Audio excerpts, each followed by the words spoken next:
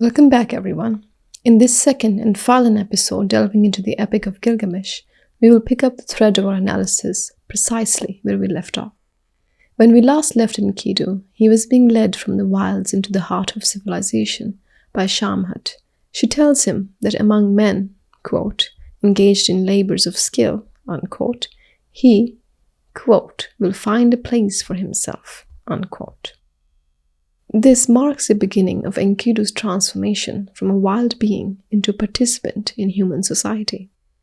At the shepherd's camp, he experiences bread and ale for the first time, simple acts that symbolize a deeper integration into human culture and the renunciation of his untamed past. The story takes a pivotal turn when a traveler arrives with unsettling news. A wedding is about to take place in Uruk, and King Gilgamesh attempts to assert his right to be with the bride before her husband, a practice that underscores his absolute power, but also his tyranny. Enkidu, stirred by a newfound sense of justice and perhaps an innate understanding of morality, vows to intervene and put an end to Gilgamesh's overreach. Their fateful encounter unfolds with dramatic intensity. Quote, Enkidu with his foot blocked the door of the wedding house, not allowing Gilgamesh to enter. They seized each other at the door of the wedding house. In the street they joined combat, in the square of the land. The imagery here is powerful. Two titans meet, and their clash is so immense that door jambs shook and the wall did shudder. This isn't just a physical battle. It is a meeting of equals, a seismic event that reverberates through the very foundation of Uruk. Enkidu and Gilgamesh, both matched in strength and will, find in each other a mirror of their own capabilities. As the dust settles and their fierce struggle subsides, something profound happens. Gilgamesh recognizes Enkidu not as an enemy, but as a kindred spirit. He embraces him, and in that embrace, a deep bond is forged. Yet Enkidu does not hesitate to admonish Gilgamesh. He reminds him of his noble birth, the son of the wild cow of the fold, the goddess Ninsun, and the responsibilities that come with his kingship. Enkidu's words serve as both a rebuke and a guiding counsel, urging Gilgamesh to rise above his baser instincts. The next part of the text represents a tantalizing gap. Let me something, a feat that was never done in the land. While the missing words leave room for speculation, it is plausible to imagine Enkidu proposing a grand adventure. Perhaps he says, let me accompany you, or let me guide you, or let me show you, suggesting they channel their combined strengths towards achieving something extraordinary, a feat that was never done in the land. This marks the inception of their epic partnership. From this point forward, their relationship transforms into one of profound companionship and mutual respect. They become more than friends. They're brothers, united in purpose and destiny. Together, they embark on daring quests. Some modern interpretations impose homoerotic undertones on Gilgamesh and Enkidu's relationship. However, this is highly anachronistic and limited reading of male friendship. Such perspectives frame male companionship within a narrow, modern, specifically Western viewpoint that often misinterprets deep bonds of friendships as sexual. In many cultures around the world today, physical closeness between male friends is simply an expression of friendship and has nothing to do with sexuality. Recognizing this, it's clear that their connection exemplifies the profound depth of friendship and brotherhood celebrated in ancient societies, without implying romantic or sexual dimension. Their adventure begins with the slaying of a forest creature named Humbaba. Humbaba is an ancient creature that guards the cedar forest, a personification of wild nature. One of the things that struck me as a reader was the fear of Enkidu and Gilgamesh before facing Humbaba. These are demigods who are highly skilled in combat, and yet they are afraid of this creature in ways that almost paralyzes them. So this begs the question, who and what is Humbaba, and what does he represent? In the context of storytelling, he can be interpreted as a belly of the beast, a personification of shadow realm in which the hero either succumbs to the darkness or emerges with a boon. Hence the trepidation of Gilgamesh and Enkidu before facing him. The story reminds me of a native Indian mythological creature, the Great Bear. I will outline this story very briefly. Long ago, a towering and wise great bear roamed the earth, admired by all creatures. However, his insatiable hunger depleted resources vital to others. To restore nature's balance, a council of animals decided the great bear must be stopped. 4 skilled hunters, either animals like wolf, lynx, otter, and fox, or extraordinary human brothers, volunteered for the challenging pursuit. They tracked the bear relentlessly through forest, mountains, and rivers. Realizing he couldn't escape on land, the great bear leaped into the heavens, and the hunters followed, their spirit lifted by determination. In the night sky, the chase continued. The great bear became the star of the Big Dipper, and the hunters transformed into stars eternally pursuing him. The celestial hunt mirrors a changing season. In spring, the great bear rises, marking the hunt's beginning. Throughout the summer, the pursuit intensifies. In autumn, a hunter wounds the bear. His spilled blood turns the leaves red and orange, explaining the fall color. As winter approaches, the great bear sinks low in the sky, and the world grows cold. The cycle is eternal. The bear heals, and with spring's arrival, the timeless change resumes. Humbaba is similar to the great bear, both revered and feared. Appointed by the god Enlil, stood watch over the sacred cedar forest, a place of untold beauty and divine presence. Quote, "This Humbaba, his voice is deluge, his speech is fire, his breath is death." End quote. Humbaba serves as the formidable guardian of the cedar forest, a realm rich with valuable resources, yet untouched by human hands. His role is not merely that of monstrous antagonist. He embodies the raw, untamed force of nature that stands between Gilgamesh and the bountiful resources essential for building a lasting civilization. A legacy which he will later understand as a mortal's only path to immortality. The cedar forest itself is a symbol of natural abundance and potential, a repository of the cedar wood coveted for constructing temples, palaces, and city walls that have endured through the ages. Humbaba's guardianship represents the inherent challenges and dangers posed by the natural world. His fearsome presence underscores the idea that nature, in its wild state, is both a source of immense wealth and a formidable barrier to human progress. The cedar trees he protects are not just timber, they are the foundational materials that can elevate a society from transient settlements to enduring civilization with monumental architecture and infrastructure. When Gilgamesh and Enkidu set out to confront Humbaba, their quest is symbolic of their struggle to conquer and harness nature's vast resources.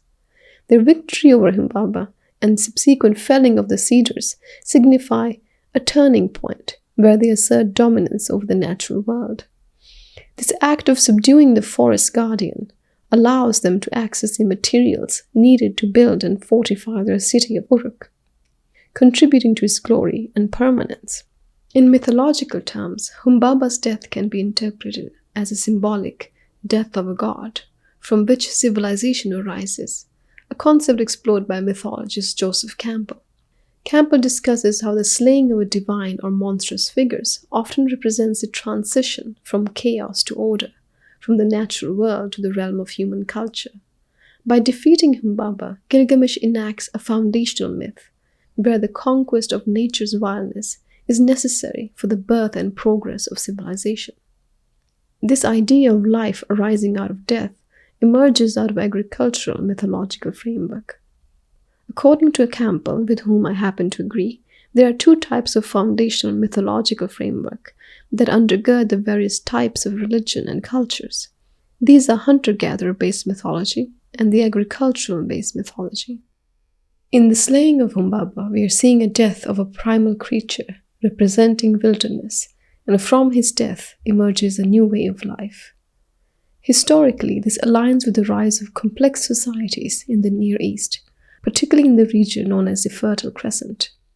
Here, the development of agriculture allowed for a stable food supply, which in turn enabled human populations to grow and form permanent settlements.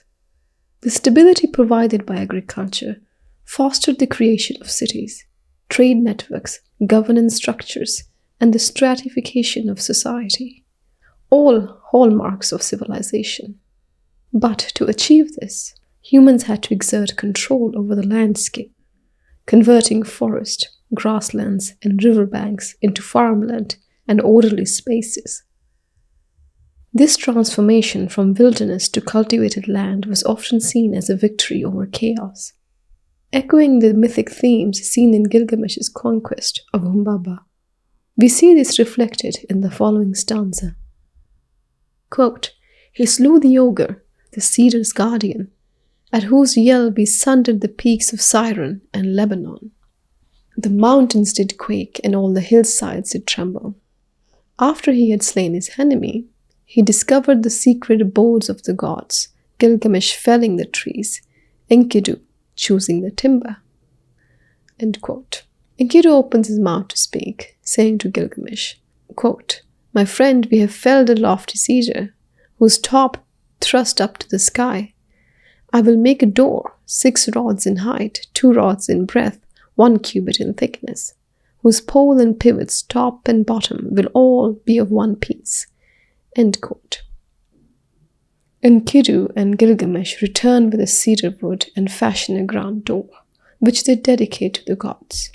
This achievement marks the completion of Gilgamesh's first trial, where he confronts a terrifying realm and emerges with a treasure that enriches the life of his people. One of the reasons the Epic of Gilgamesh is a prime example of storytelling at its best is because it casts a wide net in the themes and issues addressed. While the story of Gilgamesh and Enkidu's triumph of Humbaba is a significant step in Gilgamesh's transformation into a king, the story does not stop there, for his journey is incomplete. In his conquest of Humbaba, Gilgamesh has required the raw materials necessary for building something everlasting. He has yet to achieve what Joseph Campbell describes as the defining feature of a hero, quote, "self-achieved submission." So what is this submission, and to what? Well, to the internal mysteries of humanity and mystery of life, and ultimately its end. Gilgamesh must descend into this primal world, and there find a path to rise above the limitations of his mortality and historic setting itself. As Campbell puts it, quote, "The hero is the man or woman who has been able to battle past his personal and local historical limitations to the generally valid, normally human forms. Such a one's visions, ideas, and inspirations come pristine from the primary spring of human life and thought. Hence they are eloquent, not of the present, disintegrating society and psyche, but of the unquenched source through which society is reborn. The hero has died as a modern man, but as an eternal man, perfect, unspecific, universal man, he has been reborn." End quote. This is precisely why Gilgamesh's story resonates with us today. In his journey, he transfigures into a universal symbol. So how does he transform? After he returns victorious from his battle against Humbaba, a goddess becomes enamored with him and proposes marriage. When Gilgamesh declines, she retaliates by afflicting his friend Enkidu with fatal illness. Enkidu, lamenting his fate, dies, not gloriously in battle, but in his sickbed, cursing his own existence. Enkidu's demise plunges Gilgamesh into profound grief, prompting him to confront life's deepest questions about purpose and mortality. Driven by this, Gilgamesh embarks on a quest for eternal life. Quote, "How can I keep silent? How can I stay quiet? My friend, whom I loved, has turned to clay. Shall I not be like him, and also lie down, never to rise again, through all eternity." End quote. In his pursuit of immortality, Gilgamesh embarks on a journey to find Urshanabi, a mortal who granted eternal life by the gods. Urshanabi, an early counterpart to Noah, built a boat to preserve life during the Great Flood. Moved by Gilgamesh's unwavering dedication in overcoming numerous trials to reach him, Urshanabi takes pity on the hero's deep sorrow. He informs Gilgamesh about a flower that grows at the ocean's depths, possessing the power to restore youth. Without hesitation, Gilgamesh dives deep into the sea, plucks the flower, and decides to bring it back to his city, Uruk. However, during his journey, he stops to bathe. While he is occupied, a serpent catches the scent of the flower and consumes it. Instantly, the snake sheds its old skin, revealing a new layer beneath. Although devastated by this loss, Gilgamesh on his way home comes to understand the true meaning of immortality for mortals. He experiences a profound transformation that affects not only his conscious life, but also his unconscious patterns. At the beginning of his tale, Gilgamesh was someone who hoarded benefits for himself, a monster driven by greed and obsessed with me and mine. His inflated ego was a curse to both himself and his kingdom. Plagued by self-inflicted fears and always on guard against perceived threats from his surrounding, which were actually reflections of his own uncontrollable desire, he was in constant turmoil. As Campbell would say, this giant of self-proclaimed independence became a harbinger of disaster for the world. Wherever Gilgamesh placed his hand, there arose a cry, a plea for a redeeming hero, the bearer of a shining blade whose strike, touch, and very existence would liberate the land. In his despair over Enkidu's death, Gilgamesh confronts these aspects of himself.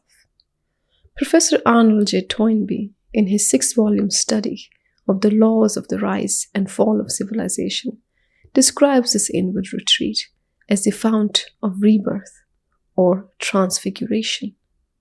Transfiguration refers to the process through which a civilization or an individual transcends its material or mundane existence to achieve a higher spiritual or cultural state.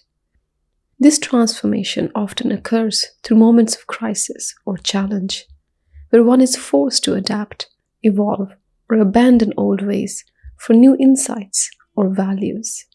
Gilgamesh, once a tyrannical and self-centered king, creatively responds to his struggles by initiating a profound paradigm shift in his understanding of immortality and his role as a leader. By turning inward and confronting his deepest fears, including his mortality and personal flaws, he aligns himself with both the will of gods and the natural world. This introspective journey transforms him from a rampaging bull into a well-balanced individual who is spiritually, emotionally, and culturally integrated. He comes to realize that true self-realization is not about imposing his will upon the world, but about harmoniously integrating himself within it, leading to compassionate leadership and a lasting legacy. History bears witness to the enduring legacy of Gilgamesh as a king.